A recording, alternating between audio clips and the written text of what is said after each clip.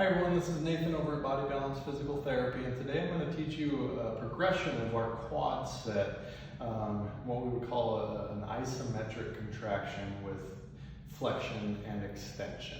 We like to do this with bending our knee a little bit more, but this is a very good exercise to be able to perform what we would call accessory movement at the muscle or at the joint while we're moving. So normally we would just think about, our joint, we have one movement here and back, but actually as we get underneath the skin and into the joint, the joints are actually gliding and rolling on each other, which actually helps for our body to perform some of these movements a little bit easier, especially after an injury or any sort of surgery or anything along those lines. It becomes a little bit more difficult for those movements to happen. And so we have some exercises, especially when we get into our sticking points, that are going to allow us to help improve that range of motion, especially to allow our joints to glide and slide back and forth. So for this exercise, we want to be working on the knee that's giving us a little bit of issues, but we're just going to go ahead and sit down in a fairly comfortable chair, something that's not going to want to slide back and forth. So a rolling chair on a hardwood surface probably isn't the best idea or choice for this exercise. But what we're going to do is we're going to try to bend our knee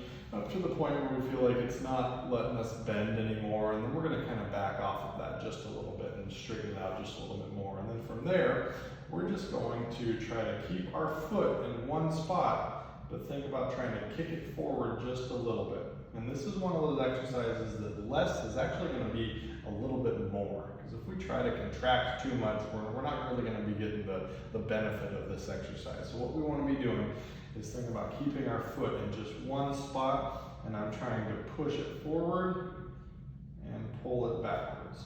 Push it forward and pull it backwards. And if you kind of feel right up here what we would call your tibia plateau, we can actually feel it gliding back and forth as we do this. And so again, less is more. Don't let this exercise be painful.